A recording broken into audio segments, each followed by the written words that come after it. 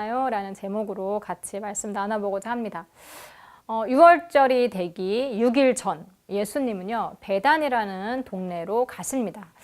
그곳은요, 죽었던 나사로를 다시 예수님께서 살리신 그런 장소였죠. 그곳에서 이제 잔치가 열려서 예수님과 또 나사로가 함께 자리에 앉아 있었습니다. 잔치가 열린 곳에 대해서는 요한복음에서 나오지 않지만 이제 마태복음이나 마가복음 14장에서는 나오고 있어요. 나병 환자 시몬의 집에서 이제 잔치가 열렸다고 나오고 있죠. 그곳에서 나사로의 누이인 마르다는 그 일을 돕고 있었습니다. 그리고 또 다른 누이인 마리아가 이제 등장을 하면서 오늘의 말씀이 시작이 됩니다.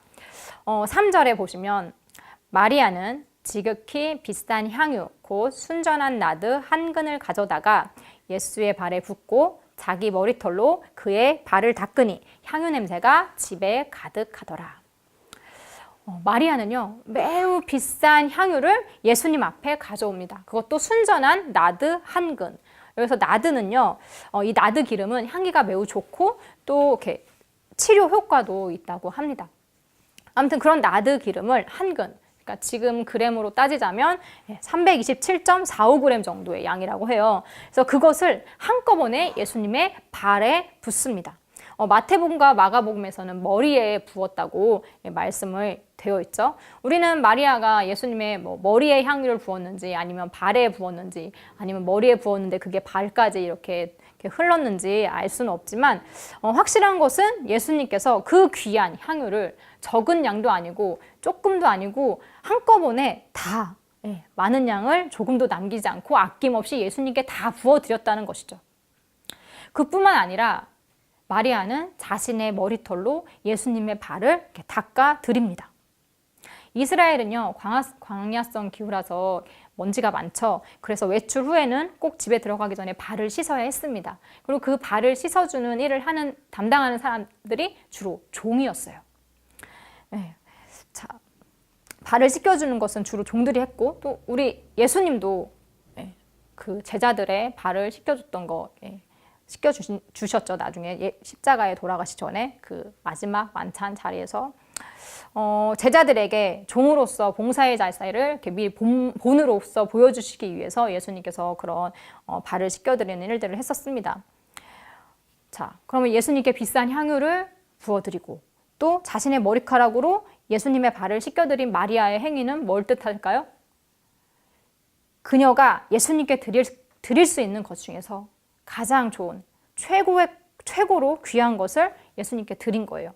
또 자기가 예수님께 해드릴 수 있는 최대의 경배의 표시를 해드린 거죠. 그런 그녀의 행위에 대해서 그 주변의 사람들은 뭐라고 했을까요? 칭찬했을까요?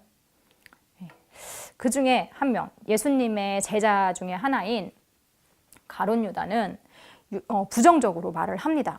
요한복음 12장 5절에 이 향유를 어찌하여 300데나리온에 팔아 가난한 자들에게 주지 아니하였느냐. 가룟 유다는 그 향유의 가치를 300데나리온이라고 말하고 있습니다. 이는 큰 돈이었죠. 왜냐하면 당시 하루 품삯이 한 데나리온이었으니까 이것은 대략 1년치의 그 월급의 돈이었습니다. 가룟 유다는 그걸 너무 아까워하고 있는 거죠. 마가복음에서는 가룟 유다로 특정 짓지 않고 어떤 사람이라고 말을 하고 있어요. 어떤 사람들이. 그러니까 어떤 사람들이 어찌하여 이 비싼 향유를 허비하는가 라면서 화를 냈다고 말을 하고 있습니다. 이를 보면 가룟 유다만 향유를 아까워했던 건 아닌 것 같아요. 그죠? 주변 사람들도 다 놀랬겠죠. 향기가 온 집안에 퍼졌다고 했으니까 그 자리에 예수님과 함께 있지 않았던 다른 집안의 사람들도 다 무슨 일인가 했을 겁니다. 만약 여러분이 그 자리에 있었다면 어땠을 것 같으세요? 아까워하셨을 것 같으세요? 아니면 잘했다라고 하셨을 것 같으세요? 저는 믿음이 없어서 아깝다 했을 것 같아요. 조금씩 아껴서도 모자를 파네 그걸 한꺼번에 확 부어버렸잖아요. 깨서. 가룟 유다는 그 큰 돈을 좀 더 가치 있는데 써야 한다고 말을 하고 있어요. 그러니까 쓸데없는 데 사용했다는 거죠. 그래서 가룟 유다는 예수님의 발에 향유를 쏟아서 붓는 것보다는 오히려 가난한 이들을 돕는 데 쓰는 것이 더 가치 있는 일이라고 말을 하고 있어요. 물론 합리적으로 생각하면 가룟 유다의 말이 맞는 거죠. 우리 또한 마리아에게 뭐 쓸데없는 데 돈을 썼다고 비난할 수 있습니다. 실질적으로 교회에서도 이런 상황들이 많이 있을 겁니다. 많은 교인들에게는 마리아의 행동보다는 가룟 유다의 말이 더 그럴듯할 겁니다. 특히 합리적으로 생각하는 사람들한테는, 현대인들에게는 더 그렇겠죠. 1990년대 중반부터요, 2000년대 중반까지 태어난 이들을 무슨 세대라고 부르는지 아세요? Z세대라고 부른대요. 들어보셨어요? Z세대? 네. 이들은요, 디지털 원주민이라고 부른대요.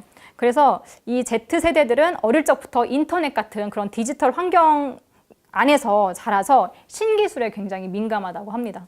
그리고 또 하나의 특징이 소비 활동에 굉장히 적극적이래요. 그래서 이 Z세대들은 개인적이고 독립적이고 그리고 경제적 가치를 우선시하는 그런 특징을 가지고 있다고 합니다. 이들에 관한 어떤 다큐멘터리를 봤는데 그 다큐멘터리의 마지막에 이들에 대한 이렇게 어떤 인간상인지 어떤 인간형인지 정의를 했더라고요. 그래서 Z세대는 정의하면 합리적인 인간형이다라고 결론을 내리더라고요. 합리적인 거 좋죠. 네, 지혜롭다고 이렇게 사람들한테 얘기를 들만 하죠. 하지만 생각해 볼 것은 이기적인 죄인의 합리적인 판단이 과연 옳을 가능성이 클까요? 적을까요? 적겠죠. 잘못된 가치관을 가진 자의 합리적인 판단이 잘못된 확률이 많겠죠. 그리고 겉으로는 합리적인 선택인 것처럼 말을 보이지만 그 밑바탕에는 자신의 이익을 위한 선택일 경우도 많을 겁니다. 가룟 유다가 그랬어요. 요한복음 12장 6절에 이렇게 말함은 가난한 자들을 생각함이 아니오 그는 도둑이라 돈꾀를 맞고 거기 넣는 것을 훔쳐 가미러라. 그러니까 겉으로 말한 합리적인 이유와 실제 그의 의도는 완전히 달랐죠. 본문에서 마리아의 가치와 이 가룟 유다의 가치는 충돌합니다. 마리아의 가치는 어디에 있었죠? 오직 예수님이었어요. 즉 예수님 중심으로 마리아는 그 사고가 돌아가는 거죠. 생각하는 것이. 그런데 가룟 유다는 그 향유를 돈으로 계산합니다. 바로. 계산이 빠른 사람이죠. 즉 그는 무엇이든 돈으로 보는, 돈의 가치를 두는 사람으로 우리가 알 수 있습니다. 돈을 중시한 가룟 유다에겐 예수님보다는 돈이 더 잘 보였습니다. 그래서 향유 부음을 받고 기뻐하시는 예수님의 그 마음보다는 그 예수님 발치에 떨어지는 그 향유가 너무 아까운 거예요. 네. 비싼 향유가 너무 잘 보이는 거죠. 그 사람 눈에는. 여러분은 어떤 것이 여러분 눈에 더 잘 보이실까요? 예수님? 비싼 향유? 돈? 우리의 눈이 어디를 향하고 있는지 우리가 잘 살펴보아야 합니다. 내 눈이 가는 그곳에 내가 소중하게 여기는, 가장 중요하게 여기는 그것이 있으니까요. 우리가 사랑하는 사람을 자꾸 보고 싶어 하는 것처럼 말이죠. 이에 예수님은 말씀하십니다. 요한복음 12장 7, 8절에 그를 가만 두어 나의 장래할 날을 위하여 그것을 간직하게 하라. 가난한 자들은 항상 너희와 함께 있거니와 나는 항상 있지 아니하리라 하시니라. 예수님께서는 마리아를 그냥 냅두라고, 가만히 놔두라고 말씀하십니다. 그리고 그녀의 행위와 예수님의 장래, 나를 연결시켜서 말씀하고 계십니다. 유대의 장래에 필요한 것이 향유였거든요. 그녀는 예수님께서 죽으실 것을 알고 있었던 걸까요? 네, 향유 옥합을 예수님 앞에 깨트린 마리아는 예수님의 죽음을 예감했기 때문에 그렇게 행했을까요? 만약 그렇다면 마리아는 예수님의 죽음을 어떻게 미리 알고 있었을까요? 예수님은요, 자신의 죽음과 부활에 대해서 숨기지 않으셨어요. 얘기를 자주 하셨어요. 그렇지만 그것을 들은 유대인들도, 유대인뿐만 아니라 제자들까지도 예수님의 그 말씀을 제대로 알아듣는 사람이 없었어요. 이해하지 못했던 거죠. 제자들이 정말 이해를 못했던 건지, 아니면 알아들었지만 자기 방어적으로 깨닫는 걸 스스로 이렇게 차단을 했는지, 아니면 정말 상상도 할 수 없었는지 우리는 알 수 없지만 분명한 건 그들은 몰랐어요. 예수님이 그런 말씀을 하실 때마다 그것이 무엇을 의미하는지 제대로 깨닫지를 못했어요. 그래서 제자들은 서로 자신들이 예수님의 좌우편에 서겠다고 그렇게 싸워댔잖아요. 그들은 끝까지 예수님의 죽음에 대해서 생각하지 못했습니다. 만약 예수님의 말씀에 귀를 담고 있었다면 예수님이 잡혀가시기 전날 예수님의 행동이 평소와 분명히 달랐을 텐데도 제자들은 기도하라는 예수님의 깨어서 기도하라는 예수님 말씀에도 졸면서 기도하지 못했어요. 뭔가 다르면 오늘 무슨 날인가 이렇게 생각할 수 있는데 그런 것이 전혀 보이지 않았죠. 제자들은 예수님 말씀을 제대로 듣지 못했습니다. 귀는 있었지만, 귀로는 들었지만 깨닫지는 못했던 거죠. 우리 또한 예수님 말씀을 귓등으로 들을 때가 참 많아요. 그죠? 좋아하는 말씀만 딱 골라서 읽고 복 준다는 설교만 들으려고 하고 죄나 심판 아니면 우리의 의무 이런 거에 대해서 머리 아프고 골치 아픈 것들은 생각하고 싶지 않아 해요. 기도 응답도 내가 원하는 기도 응답만 받으려고 해요. 만약에 내가 원하지 않는 기도 응답을 말해주면 그건 응답이 아니야 이렇게 무시하곤 하죠. 그냥 편하고 재미있게 교회 생활을 하고 싶어 합니다. 그래서 신앙생활을 하는 건지 아니면 취미생활을 하는 건지 구분이 안 되게 그렇게 교회를 왔다 갔다 하시는 분들이 적으면 좋은데 많아요. 그러다가 하나님 말씀이 그 안에 임하면 정말 감사한 일이지만 그렇지 않고 그냥 그렇게 다니다가 교회를 떠나는 사람들이 많습니다. 그럼 그 사람들은 교회를 떠난 후에 어떻게 할까요? 조금 아니까 조금 안다고 교회에 대해서 이러쿵저러쿵 말들을 많이 합니다. 그런 분들 보면 안타깝죠. 하나님의 말씀을 듣고 싶은 것만 선별적으로 들어서 그런 겁니다. 제대로 듣지 못해서 그런 겁니다. 마리아는 어땠을까요? 이해를 위해서 마리아의 다른 이야기를 한번 보도록 하겠습니다. 누가복음 10장에서는요, 마리아의 자매 마르다가 이제 예수님을 집으로 초대를 합니다. 예수님을 초대했으니까 이제 마리아는 예수님을 대접하기 위해서 열심히 이것저것 준비할 것이 많아서 마음이 굉장히 분주했어요. 그러나 마리아는 예수님의 발치에 앉아서 예수님의 말씀만 이렇게 듣고 있는 거예요.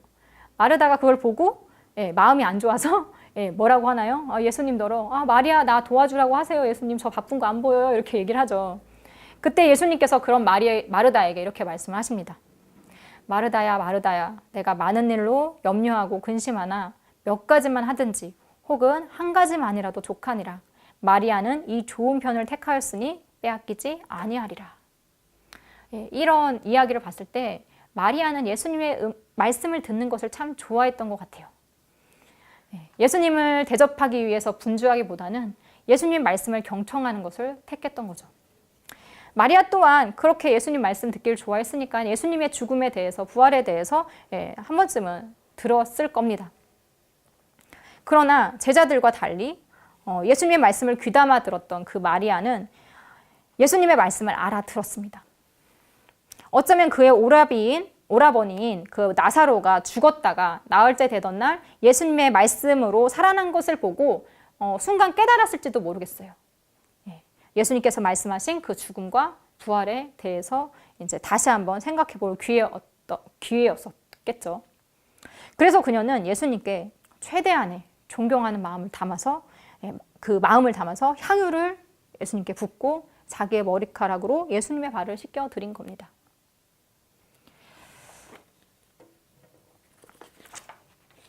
본문으로 돌아가서 예수님은 가난한 자들은 늘 옆에 있을 것이지만 예수님 자신은 그렇지 않을 것이라고 말씀하고 계십니다. 그 자신이 곧 하나님께로 돌아갈 것임을 의미하는 거죠. 바로 앞장에 11장 53절을 보시면 이미 예수님을 죽이려는 대제사장들과 바리새인들의 모의가 있었습니다.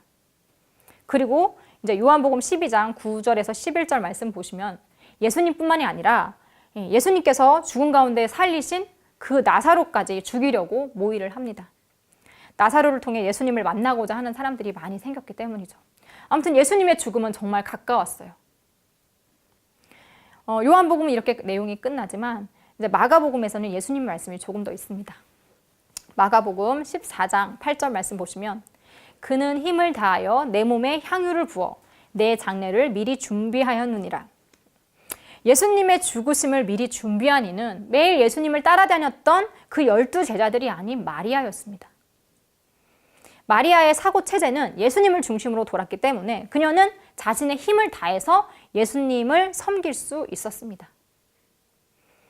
만약 그녀가 세상적인 가치를 중요시 여기는 사람이었다면 귀한 향유를 부을 수 없었을 겁니다. 예수님께 통째로, 이렇게 통째로 그냥 드릴 수 있잖아요. 그죠? 깨서 붓지 않고. 아니면 가룟 유다의 말대로 이걸 팔아서 이웃들을 도와주세요 하고 이렇게 낼 수도 있었습니다. 그런데 그거를 딱 깨뜨려서 예수님께 부어드릴 생각을 누가 할 수 있었을까요? 상상도 못하는 거죠. 이게 어떻게 모은 건데 하면서 손 떨려서 우리는 못할 거예요. 이렇게 붓다가 이렇게 조금 이렇게 붓다가 조금 덜 부을까? 막 이렇게 많이 부은 것 같은데 이렇게 딱 남겨두는 거죠. 자, 그런데 그녀는 다 부었어요. 다 드린 거예요. 미련 없이. 그녀가 부은 향유로 인해서 그 집 안에 온통 좋은 향기로 가득 찹니다.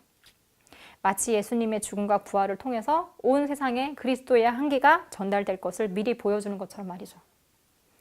결론을 보면요. 마가복음 14장 9절에 내가 진실로 너희에게 이르노니 온 천하에 어디서든지 복음이 전파되는 곳에는 이 여자가 행한 일도 말하여 그를 기억하리라 하시니라. 예수님은 복음이 전파되는 모든 곳에 마리아의 행위가 전해지고 사람들의 기억 속에 남을 것이라고 말씀하고 계십니다. 최고의 칭찬이죠. 지금 이 자리에서도 마리아의 행위가 전해지고 있죠. 네. 그리고 여러분의 마음속에 기억되리라고 생각합니다. 여러분은 예수님을 위해서 여러분의 향유 옥합을 깨뜨릴 수 있으신가요? 가져오는 것만 해도 대단한 건데 그걸 이렇게 딱 깨뜨리는 거는 정말 쉽지 않은 것 같아요. 여러분은 여러분의 귀한 것을 예수님께 드릴 준비가 되셨나요? 예수님은 우리를 위해서 자신의 목숨까지도 내어놓으셨습니다. 십자가 위에서 모진 수치와 고통을 다 견뎌내셨죠. 그런 예수님께 우리가 무엇을 드리고 있나요, 지금? 예수님께 귀한 것을 드려서 예수님께 칭찬 듣는 우리 모두가 되기를 소망합니다. 말씀 마치도록 하겠습니다.